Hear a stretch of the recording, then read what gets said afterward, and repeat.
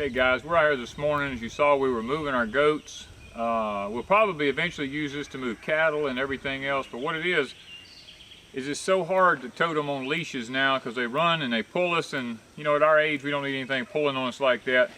So what we've done is created a lane down through between both fields here so that we can link our property together this way, and we can just roll the wire across here and hook it and let the goats go through or the cows go through when we get them to that point.